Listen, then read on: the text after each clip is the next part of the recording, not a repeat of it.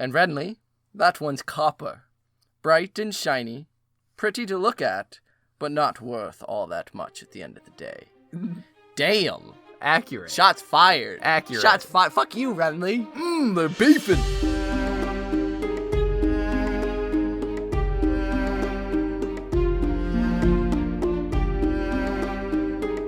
Heyo! Hey everybody, and welcome to another episode of Brotherhood Without Manners, your favorite full spoiler reread podcast of George R.R. Martin's A Song of Ice and Fire series, reading A Clash of Kings. As always, I am your host, Zach, and joining me here is my brother, Nate. That's me. That's you. Yeah.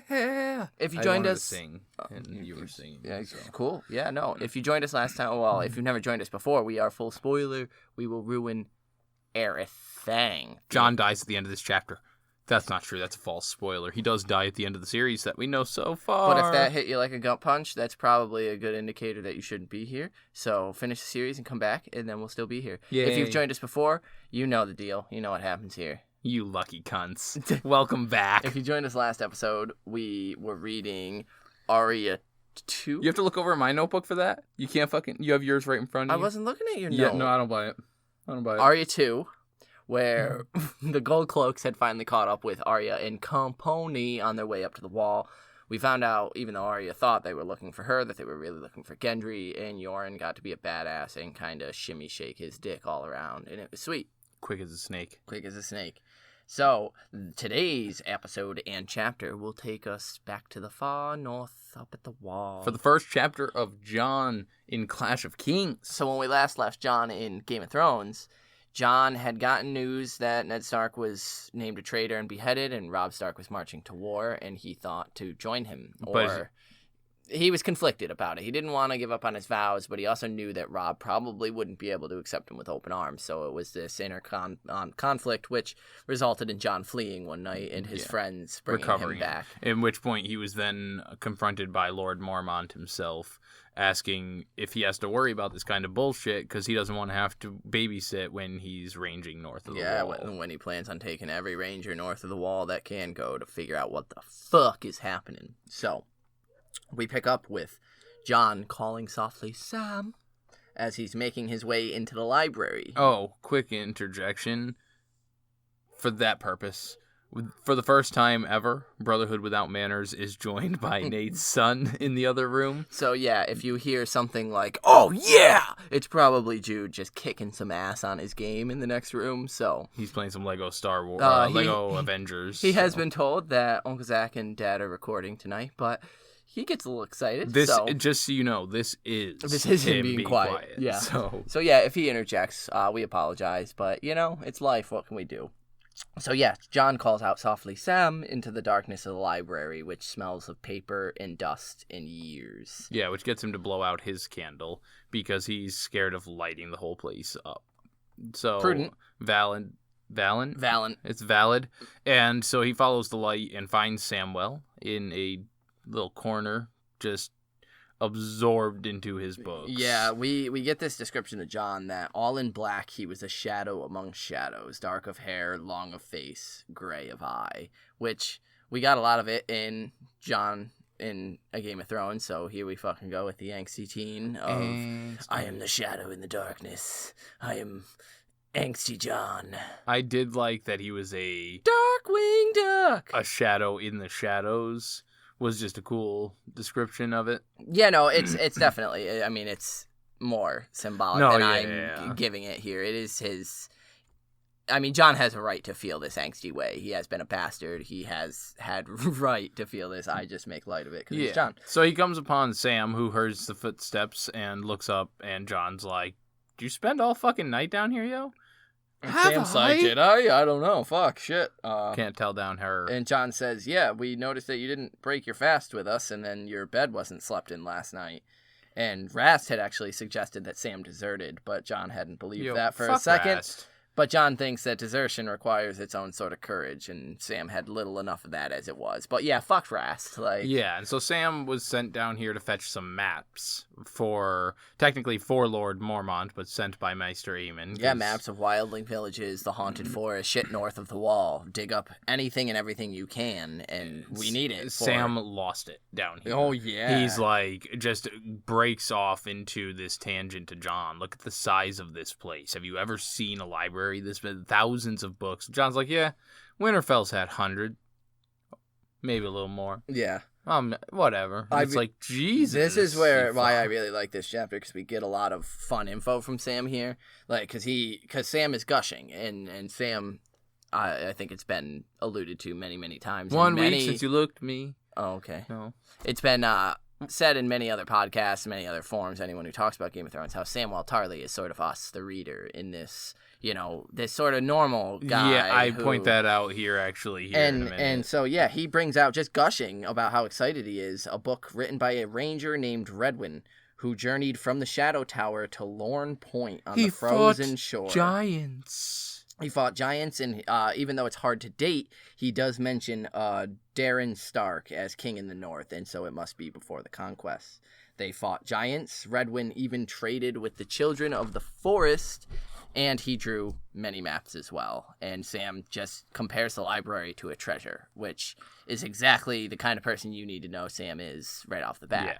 He values this knowledge, these books. But there's so much of it, right there, just in what he's already obtained. Yeah, his first time. Ranger, the children of the forest and giants were real, and the deals that he made, and so, which is such a we're so used to it as readers, giants and children of the forest. We now have a book. Sam is holding proof of someone who has spoken to, dealt with, traded with these people, and we're still as readers, we're like, yeah, okay, cool. Yeah. But we're getting confirmation here, and I think that's because of chapters like Bran, where it is this. It's almost like a relationship, this will they, won't they, of is magic back, or is it bullshit? And so we're getting confirmation, but we're still just kind of whatever. It's cool. Yeah, it's whatever. And so Jon actually suggests here that Sam writes their, rangings north of the wall. Yeah. And so, granted, it goes on, and Sam freaks out at the thought of and the idea of going north, so he kind of gets off that topic, but... Well, I just wanted to point out that specific line. Which one? Well, there's that, a lot of theories, and a lot of people will be pissed off if it ends that way, where it's, The Hobbit with Sam writing the book, finishing the story. In the show, they made some other random person write a book named after it all, but... Yeah, the Archmaester. Jon right here is telling him to do just that. You should write these stories, Sam. Is that not a... Oh, I don't know, because I don't really buy into that theory, because I'm more of the theory that the story is going to be told through the tree, the Green Sea. Those are the storytellers of this world. Well, even Red Herring, I almost feel like this is that, that Martin, I'm just going to throw this in here as a... See, because to me, Sam isn't the author. He's not a scribe. Sam is the student. Sam is the intellectual who wants to learn from it. He's not the one... Let me write down the adventures of better men. I think Sam is destined to do great things himself. And so I think it's, let me learn from better men first when I'm craven and cowardly. But then as I grow as a human being, I'm going to think back to Redwyn the Ranger, who treated with the giants and the children of the forest. And so I don't think Sam is destined to write the achievements of greater men. I think Sam will be written as a great man. One of them, yeah. And so I think it's the children of the forest, by everything I've learned through everything I've read, all the books, all the lore, all the supplemental books that came out, Duncan Egg, all that stuff. Everything I've heard of the children of the forest is they are the story keepers. They tell the song of this earth. They tell the history of this earth. So I feel like that this role is already taken. But I did because Sam mentions that he had found some books with some drawings of the faces in the trees and a book about the tongue of the children of the forest. I like that too. I cling to because now I think Sam's going to be the only person who can speak the tongue. Well, that's it. And I almost thought it was funny that right here in this early chapter of the second book, we're getting confirmation that there is records a written language of these languages and how they work, and maybe not, right there how they work and their, the finer details, but this library has thousands of books. things. Even the Citadel doesn't have scrolls from old Valyria. Sam has found. Yeah, right here.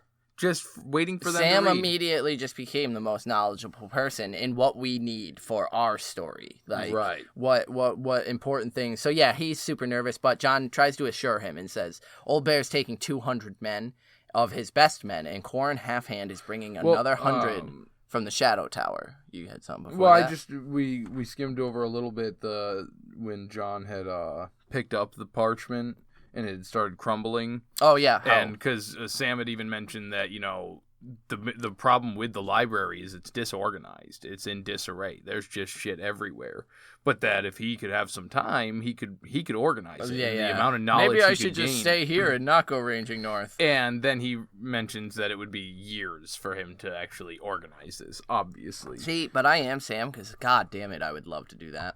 I mean, right? Oh, but it is, awesome. It's funny, like, I guess not so much in, like, our own world history, though. Like, it is Westeros. I would be in there reading everything about everything because I want to know more about that world. But and then because then Jon also picks up a little parchment and Sam takes that when it starts crumbling because he's worried, and then he starts reading off a list, and it's just like jars of shit, stock inventory. Orders. Yeah, inventory. And Jon's shit. like, this stuff is useless, Sam. But I really liked how it highlights how Sam breaks it down. Yeah, he's like, it might just be a list of this, but this list could tell us what they were ordering, how many men there were in the watch, where they were getting it from. Maybe there's a supply of fish on a local river that we're not like. It could have so much more valuable information that we're not seeing on surface value. And Jon's like, yeah, whatever.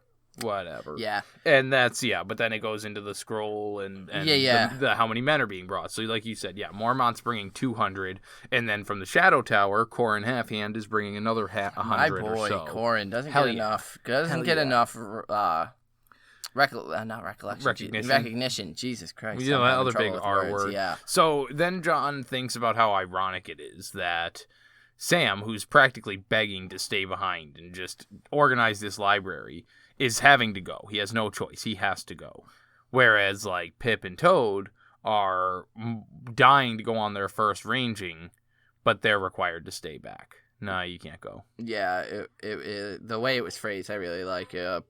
While Pip and Toad were itching to go, yet were to remain at Castle Black, it was Samwell Tarly who must face the haunted forest. Like, it's almost like it's a trial. It's like a quest to him. Yeah, Sam's got to go to the haunted forest and face this, and that makes it make. And more we sense, learn why, because the old bear was taking a ton of ravens to send word along their way. Aemon is too old for the travel, and so his steward must go in his place. Sam tries convincing Jon that anybody can deal with the ravens. Jon, I could teach you to do it. And Jon's like, I'm a busy guy. I'm Mormont's steward. I got shit to do. And Sam is just terrified. He says a brother of the Night's Watch shouldn't be this scared. And then Jon breaks it down, and he even throws in. Is that where he throws in the Ned line? Yeah, because he says we're all scared, and we'd be fools if we weren't. And then he thinks back on all of the missing rangers. So notice that he says in the past 2 years. Yeah. So it's been 2 years that they've been at the wall. Since Benjen's, Like, already. Yeah. I mean, maybe about 18 months since Ben went missing, like 6 months before Jon, maybe? Or no, he was there at the wall when he arrived. Yeah, so it's been 2 years or so. But yeah, he then tells him there's no shame in fear. What matters is how we face it, which is a direct quote that Ned, I believe, gave him. Or is it a quote from Jon's chapter that Ned told him or some shit? But Ned said it first. And hashtag Ned said it.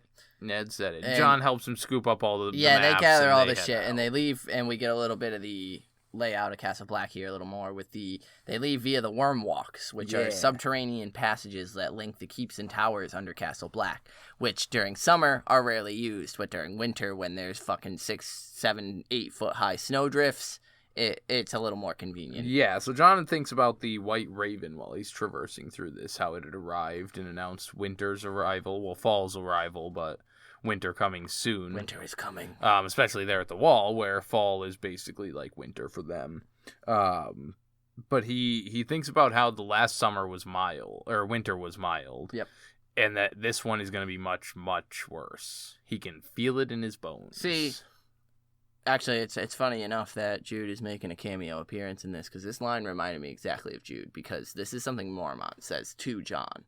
Like, this is just Jon taking something someone else has said it in the because he says it's going to be a brutal one. He actually, it's rising, and it's going to be brutal. Something the cold this wind world rises. has never seen. The world has never seen. I can feel it in these old bones of mine. Did. And so Jon's just, I can feel it in my bones. Like, all right. I didn't even. Yeah, no, but I mean, but it's also, as much as it's childish. It's similar to Arya. He's taking the mannerisms of a man he really, really respects, and the ideas, and instead of winter instead of a mantra, he's repeating these.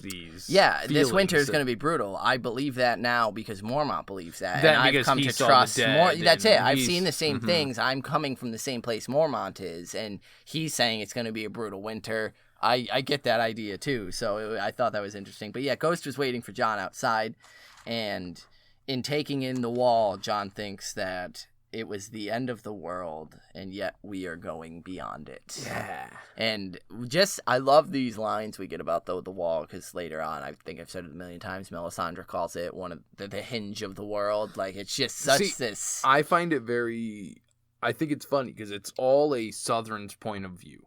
Do you, imagine if we get a Wildling's point of view more than just a prologue chapter, where it's not the end of the world. Anybody south of the wall thinks it is, because that's how they've been raised. I mean, not that we know. I still think that it's devil's advocate. Melisandre is from Volantis. Yeah, but or Ashai, depending on. And she also might have that similar naivety. See, but I don't think she's seeing it as the one, because I think Jon is looking at it here in the similar to someone like you or I going to China and seeing the Great Wall of China or the pyramids. Like, wow, this is a great natural wonder that somehow men built. I think Melisandre is more attuned into the magic, saying, there's some shit Which here. may be the case. I'm thinking of it more. The hinge of the world, to me, is saying it's going to, at one point or another, a hinge has to swing. Yeah. And so is it, I think she's just saying a pivotal swing will happen here at the wall, and so it's a hinge of the world. It's not. See, and I was talking the more literal sense, and that's what Jon I think says Jon it's the end of the world, and we're going beyond it. But again, if you ask any wildling, of course that's not the fucking end of the world. Yeah, it's a big boundary that man has put up. Yeah. It's a wonder, and Tyrion talks about how they have the natural wonders in this world. It's one of those. Because he had the same feeling and style with Jon when he was standing at the top of the wall. With that, this is the edge of the world, and I'm standing on it. Yeah, it's the same thing going to the ocean and realizing how small you are. Yeah. It's just this huge thing. So yeah, it's funny the different significance, because Jon thinks it's the end of the world. There's plenty more north of that wall, as we all know. And so they also comment on the comet, which is up in the air, and obviously get a new name for it. And and here up at the wall, they've been calling it Mormont's Torch, because as soon as he announced they were heading, because that's when the comet was appearing, when he announced they were heading north of the wall. So they're saying that it's the gods sending light to guide his way through the haunted wood. Fuck yeah. That's fucking sick. I love it, man. I just picture a big old grizzly bear with a torch in its mouth just through this fucking creepy ass jungle. But it's a comet, not a. It's called the torch to light the way. So yeah, Sam comments that it is much brighter because you can see it during the day. Which we will be getting that comment a lot in this book, that it's bright enough to be seen by day now. Do you think that's some shift that happened after the dragons were born? That it's now a reflection of magic's back, bitch. Power's on. I think that might be a way that Martin is letting us as the reader know. It's bright. It's even during day now. This thing almost bright. Giving us the sense of time. Now that it's burning bright during the day, this is post Dany. Yeah. But anything the time. That's it. AD, BC. And so shit, Dany started Sansa started seeing the comet from her window. Arya's seeing it that during the day. Arya, I don't think has seen it during the day yet. Sansa has in the morning when she was waking up, and so maybe for Arya she hasn't quite Sansa, and so Arya's still Arya's catching not up. looking for it. Arya's looking at the graves dug on, and the King's Road shit. So she's not really looking for it. But it's getting brighter. And the ground. Jon notes that the ground seemed deserted, as most of the men had taken off for Molestown to get a little something in before heading north. Gren, Pip, Halder, and Toad had went as well, inviting Sam and Jon along, saying that they would get Sam a woman, but Sam was just as frightened of whores as he was of everything else, and Jon wanted no part. I don't want it. Do what you will, but I took a vow. All right, bro, like 2 weeks ago, you were on a horse fucking skipping town, so, like, chill. These were the guys that brought you back. So they keep continuing forward, after he notes that the place is empty, they pass the sept, and here's some singing in the sept. And he has this little, which makes sense. Some men seek whores, some men seek religion. Some seek prayers. Yeah, and so he asks, I wonder who feels better afterwards. Those with the praying, the praying, or Keep those with praying. the whoring. He says that, because God damn it. I love this line, yeah. Because they're going beyond the wall. He says, the seven have no power beyond the wall, but my gods will be waiting. Ugh. And because he does mention how, his gods don't have temples or shrines. They just are out in these locations in the wild where the werewolves can lay their roots. Yeah, it's so ominous because even the gods that, like, they should be benevolent, looking over you gods. Like, they're waiting out there. They're waiting. In it's so the good. Cold north. Well, that's what's funny is, like, all your seven that you're praying to, they have no power there.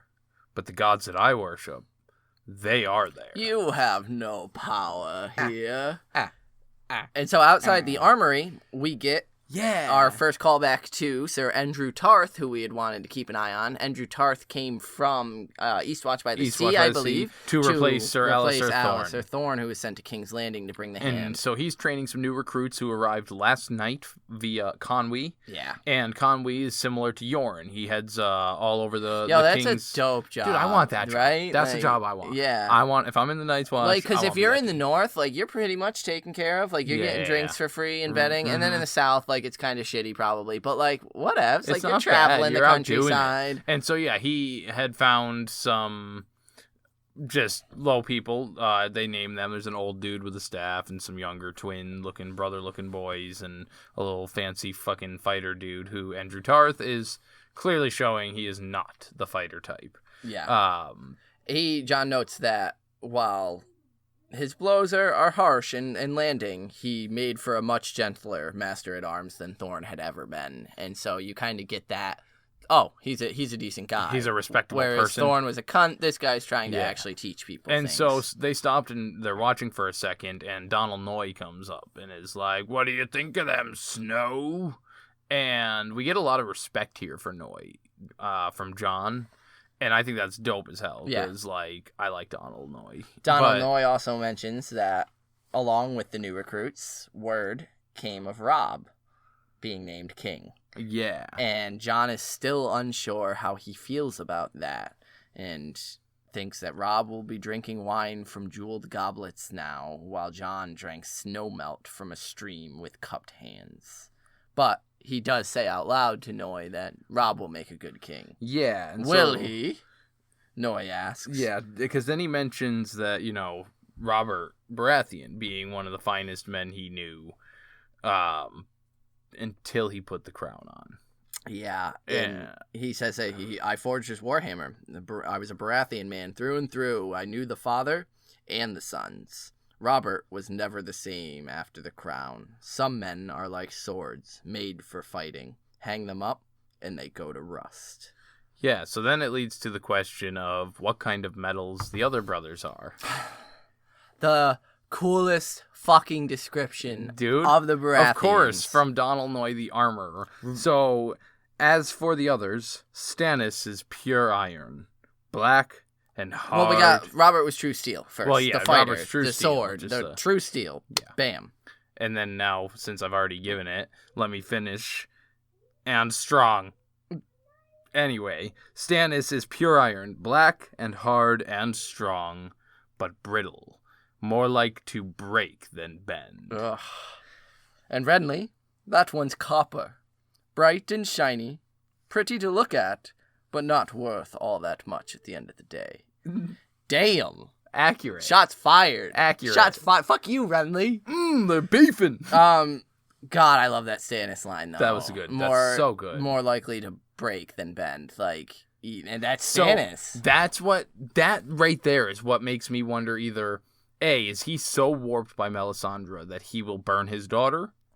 Or will he stand firm and true like pure black iron and be like, nah, fuck that? Which I've always been under the belief that Shireen will burn, but it'll be because Selyse and Melisandre do some tricky business when Stannis isn't around. So Jon thinks, questioningly, what metal is Robb? But he doesn't ask that of Noye because such things weren't discussed at the Wall. Yeah, basically he just goes into a spiel that politics at the Wall are not... Don't ask, don't tell. Yeah, because, they all have loyalties Everyone came from all over. Mm-hmm. Yeah, they're all supposed to be a family. And so he just gives him Mormont's waiting for these maps. We got to dip. Peace, and as they continue on, we are going to briefly call a quick intermission and convene our small council and get to some housekeeping stuff. We'll let you get right back to the Jon chapter.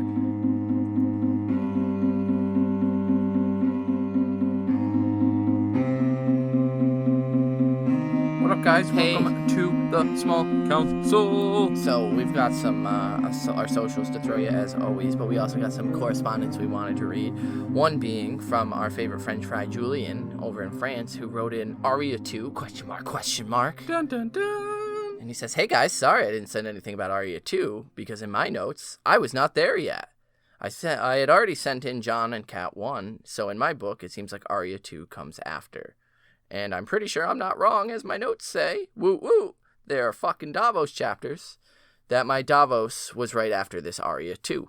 Weird stuff. Maybe they did change the running order in newest edition. Sounds weird to me, because my book covers look just like yours. Anyway, we'll check that out later, and again, my apologies. By the way, my inductee was Gendry. Good Perfect. Day to you. So, thanks for writing in. I call bullshit, Julian. Oh, shit. Yeah. You're getting called out. I have Arya 3 right before Davos. I think you just misnumbered them. Uh-oh. Come at me, bro. Come at me. Either way. No, it's very likely that they shit shifted happens. some chapters. We still managed to get you in we'll here. always read those out if we get them. We appreciate you We were late. actually talking about it before we sat down to record, though. We were like, Julia didn't send one in for this one. Yeah, so. clearly we weren't so invested that we would email you and say, hey, you're going to send one in, but we don't want to sound like the desperate girlfriend. Just write to us, Julian. God.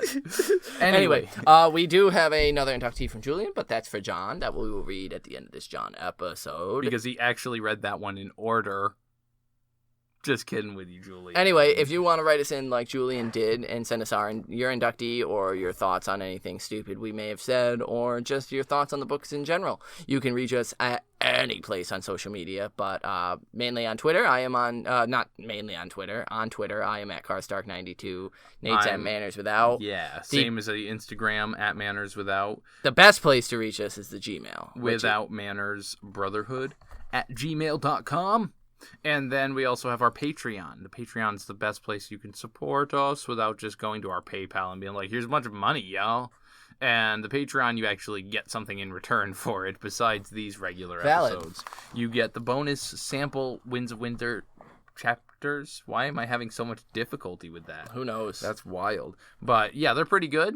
If I do say so myself. We also will be doing some other stuff there in the near future. We're working some things out. And I suppose we can create a little buzz, since this is going to be coming out one of the last few episodes of this 2019, the last few episodes of the decade, that next year we are expecting our first guest.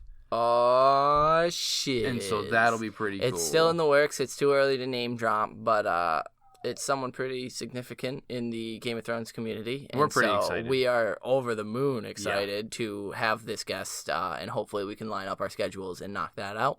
And so more deets, as things are confirmed. As things are confirmed. So write to us, let us know what all those inductees or thoughts, everything. Thanks for listening. Get back to Jon. I don't want it.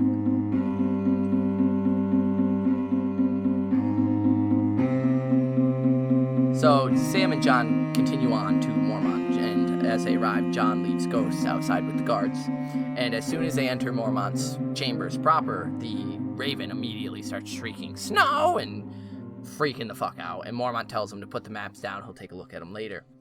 And we get introduced to Thorin Smallwood. Fuck Thorin Smallwood. Who was there. And one of Thorin's henchmen, we learn. Yeah, I like that he's just literally Thorin's henchman. Like, is what he's called. One of his fucking lackeys. And he's in here arguing with Mormont. You stupid shit.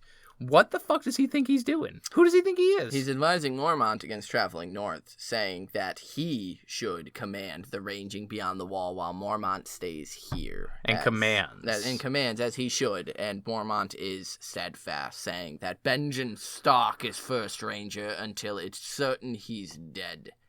And they go back and forth, just kind of arguing, and eventually Smallwood leaves, and he frowns at Jon as he goes by, like it's his fault. Yeah, because he's all butthurt about Alistair Thorne, and then, I'm sure the fact that Ben Stark is still technically, quote-unquote, first ranger over fucking Thornwood here, or whatever. So, after he leaves, Mormont says that he would sooner name Sam first ranger than Thornwood. That's one of those, I love those types of underhanded compliments. Those fucking, I'm actually insulting you as much as I'm insulting And then you. he puffs up a little bit and declares that he is an old Do I look frail? He says to Sam. Huh? Do I? Validate me. And Sam's like, dude, you're going to kill me right now. Just, no. Okay, no. Boomer, okay. And Jon is like, well, of course you don't look. No, look. And he's like, dude, don't fucking, don't toot my horn. Stop. And then he basically... He asks... I love the description because it says Mormont leans forward and paws through the maps. Like, this fucking big old bear just fucking paws. Yeah. Like, it was just such an image in my feel head. like it's... if we got this as Sam's point of view, it's probably just fucking twisting him up inside. That he's, he spent all this time in the care to make sure that they're safe and not being damaged. And then this bear just fucking... Yeah, and he complains that they're old. Yeah, and this is it. And he asks if Sam has yet chosen the ravens that will be coming with them. And Sam says, Maester Aemon is picking them after their night feeding. And Mormont says, good, I want his best bird, smart and strong, so that way if we're all slaughtered, my successor will know where and how. So, that's sweet. Yeah, Sam just trips balls. He's like, he can't handle this anymore. He's reduced to silence. Yeah, and he's just mouth gaping, and Mormont gives him this little quip about, a weasel going down his mouth. And Mormont dismisses him. Yeah, tells him to get out of here. And then as soon as he leaves... He asked Jon, is that guy as big a fucking dumbass as he seems? Because that's pretty ridiculous. And then we learned that he was contemplating sending Samwell down to treat with Renly. Yeah. King Renly. In order to, which dumbass Jon doesn't understand why, but in order to get more men for the watch or sword or any other thing that he possibly can, but instead tells him that he's sending Sir Arnel instead. Yes. Sir Arnel is being sent because his mother is a Fossaway, and the Fossaways, just a quick little fun thing, were heavily, and this is the first bit of it that we're really going to start getting, we're involved in the Trial of the Seven, which involves Sir Duncan the Tall. We've now gotten, and we're going to get a lot more Aemon here. We've gotten Tarth mentioned. Yeah. And now we're getting references to the Fossaways who had family fighting on both sides in the Trial of the Seven that Sir Duncan the Tall was engaged in. And that's the one where the king was killed, right? Yes. Yeah. And so Jon asks Mormont what he would have of Renly. What would you have of King Renly? And he says, the same I'd have of all of them. Grain, men, swords, horses, armor. The Night's Watch isn't proud. We take what's offered. And he says that Thorne should be reaching King's Landing soon, though who knows if this boy king will heed him. The Lannisters have never been friends of the Watch. And Jon says, but Thorne has the White's hand to show him. Show them. Yeah, and Mormont's like, I wish I had another one to send with Arnel. But speaking of hands, how is yours? And we get the update on Jon's hand. Better. He shows him the skin is scarred and tight halfway up to his elbow, and Aemon had given him a salve to take with him on the ride. So, yeah, we've got the stretching of the skin that Jon does now. And the Raven starts hollering king because he hears the word king somehow in there. And Jon makes a joke that, he likes that word. And he's like, it's an easy word to fucking say. That's why he likes it. And he's like, I think he wants you to be king. And then Mormont brushes that off with there's enough of those motherfuckers as it is. But I almost wonder if that wasn't... Did you not... Yo, you skipped a dick ton. I did? Yeah. Oh, yeah, I put the... Because I just kind of brushed over the quick story of Mormont... blowing off the king's ship, so I suppose I should let you fill in all that. Because he asked Jon if Jon can wield a sword, And Jon says he must work his hand daily, as Maester Aemon has been showing him, but he can. And then Mormont gives the quote, "Blind he may be, but Aemon knows what he's about. I pray the gods let us keep him another 20 years. You know he might have been king." And this is when Jon kind of puts 2 and 2 together, that Aemon was named for the Dragon Knight. And Mormont goes on a little bit more and says, "Our Aemon lacked martial prowess. Small wonder his grandfather sent him to the Citadel. He was 8 or 9, 9th or 10th in succession as well." And it's really hard for Jon to picture a young little Maester Aemon. And he says Aemon's eldest uncle died. His sons soon followed him thereafter. And King Daeron also died, so the crown passed to Daeron's second son, Aerys I, roughly 80 years ago. Aerys I reigned for 10 or 12 years, and Aemon left the Citadel to serve at some lordling's court until his royal uncle died. The throne passed to Maekar, Aemon's father. Maekar summoned all of his sons to court. Aemon was offered a council seat, but chose instead to serve at the keep of his brother Daeron. And soon after, King Maekar died in battle, and quietly the crown was offered to Aemon, and quietly he refused. The gods meant him to serve, not rule. He'd sworn a vow, and he would not break it, so they turned to Aemon's little brother, Aegon. Egg, 5th of his name, Aegon the Unlikely. Aemon knew that if he remained, those who disliked his brother's rule would seek him to use him to disrupt that rule, so he chose the wall, and here he's remained until Jaime Lannister put an end to the Dragon Kings for good and all. And at this point, the Raven starts crying, "King, king." Yeah, so king. I footnoted that because I really didn't actually expect us to want to read out the entire I think thing, Aemon's history is super important as to why he came here. It's the exact same choice that Jon is going through. It's the brother being passed over for a crown thing that comes up with Stoneheart, where Rob is thinking of legitimizing him. That's what I said. So I just thought that was the important bit, was to link them together. I agree. I mean, Aemon's family was decimated. I just footnoted it instead of doing all. Well, of it, anyway, I mean, you also left out the blind he may be, but Aemon knows what he's about. Pray the gods let us keep him. Well, you could have said Mormont the really quote, treasures him. But you the quote. Well, that's not quote. That's just is footnoting. But anyway, Anywho, and yeah, but king's an easy word to say, an easy word to like, and yeah, Mormont goes on saying the realm already has 3 kings, which is too many for his liking. And so my actual question, now that we've arrived at the part that I jumped to, do you think that's maybe then him talking about Jon? Which one? The Raven. The king? Yeah, because Jon's like, he wants you to be king. He's not talking about Mormont at all, you dumbass. Maybe he's saying, you will one day be king in the North. That's you. Like, you are the king. This fucking Raven, as always, is the question. It just depends on who's in the Raven. If it's Blood Raven, then yeah, Jon Snow is king. Like, okay. If not, if it's just a Raven who picks up on words, then whatever. So Jon, though, gets this weird feeling in his gut and wondering why, and he asked Mormont, why did you tell me this story, Boomer? Like, what's up with that? Must I have a reason? And then he takes a pause and says, your brother Robb has been crowned king in the North. You and Aemon have that in common, a king for a brother. And Jon says, and this too, a vow. Whoa, watch out. And that's not the worst of it. Father broke his leg. And Mormont gave a snort. Give me a man for every vow I've seen broken, and the wall would never lack defenders. And Jon, kind of backpedaling, says, I've always known Robb would be Lord of Winterfell. And Mormont immediately, Lord's one thing, King's another. They'll garb your brother in silks and satins of 100 colors, while you live and die in black ring mail. He'll marry and have children. You'll have no wife, hold no child of your own. Robb will rule, and you will serve. Men will call you a crow, and him your grace. Tell me none of this troubles you. And he'll call you a liar. Oh, yeah, and I'll name you liar. And no, I have the truth of it. And so Jon stands up, and he's like, and if it did trouble me, what might I do, bastard as I am? And Mormont corrects him, what will you do, bastard as you are?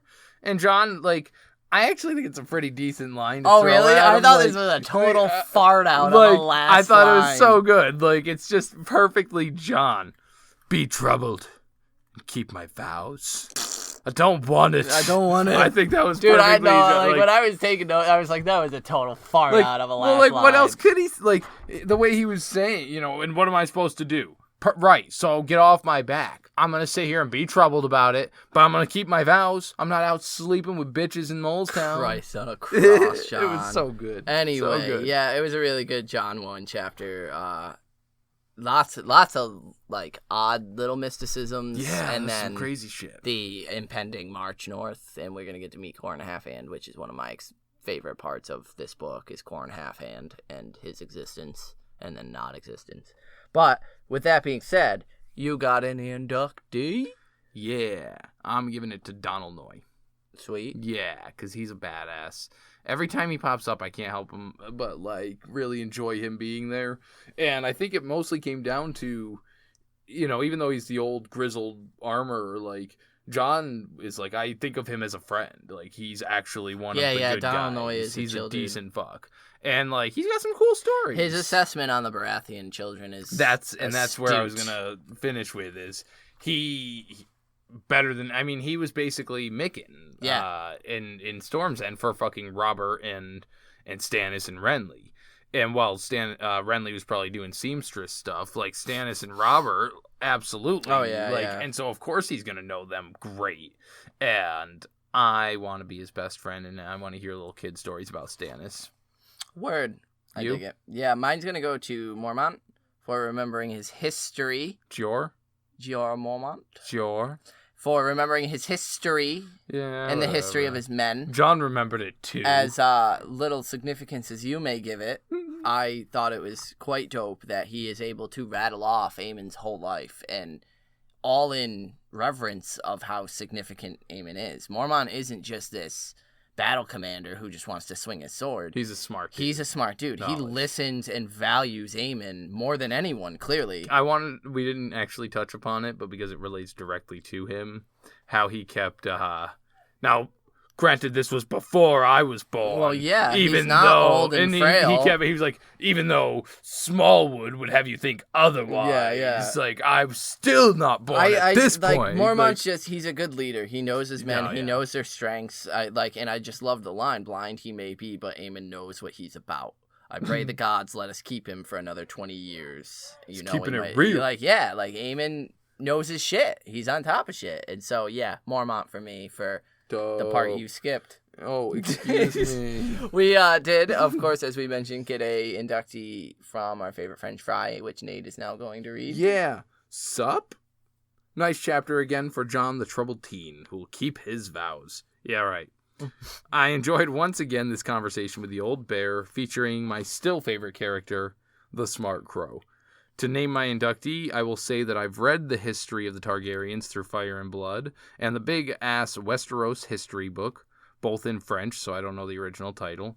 But I also read the 3 short stories about Aegon the Unlikely. Duncan Egg. So these couple paragraphs were really nice to read for me, especially since the Targaryen history is very complicated, and since I have already forgotten half of it, plus Fire and Blood ain't totally done yet. Anyway, my inductee is going to Aegon V. Fuck the Egg, yes. Or just Egg, from the mouth of old Aemon, whose death is going to make me very sad. Unlikely he was, and quite a good king, though strange. As a kid, he was really interesting and bold. Later, he died like a fool, in my honest opinion, thinking more of himself than he should have, despite having the blood of the dragon. In that matter, I admire Daenerys for managing to bring back the dragons, but I equally think she ends up thinking too highly of herself as well, as he's already told us, leading to her progressive loss. Can't wait to read how George R.R. Martin is going to write every word of that storyline. Fire and Blood Harris. That's my favorite one so far. Yeah, Fire, Blood Harris. That's a good one. Egg is one of my favorite characters in history, but I do agree with you that I think he died like an absolute putz. Yeah, so Dunk is one of my favorites, and so I quite enjoy Egg and many clouts on the ear he deserves. I think, and it seems like it was an intentional thing, but drawing that conclusion to Dany, these Targaryens seem to think quite highly of themselves. And look at Rhaegar. That's the he did trend. The same thing, and yeah. Yeah, and so I think that was a good spot there. The Egg, Aegon, and Daenerys tie. Because that's it. We are talking about Daenerys' inherent family here as much as we're talking about Mr. Aemon's and Jon's, but Jon's extended family as well. So, Aemon, the way it's all fucking tied into this stew is Egg, is he a reflection of Jon? Is he a reflection of Dany? Is Aemon a reflection of Jon? Is Aemon a reflection of Dany? Notice that even though we have Daenerys Targaryen chapters, we get the Targaryen history from Jon's chapters. Martin just beats us over the face with it through the entire series that Jon, we know who his mother is and who his father is. But that brings us to the end of a Jon 1, a Jon 1. There's going to be a few more, but not too many. But the first point of view chapter from Clash of Kings for our favorite angsty teen at the wall. Yeah. Next episode, we're going to be reading Catelyn 1. And we're going to be joining them at River Run as we get the northern status on the war, and some frustration on Lady Catelyn's part. But send us inductees. Inductees for that. And we'll catch you on the next one. Valor Harris. Peace.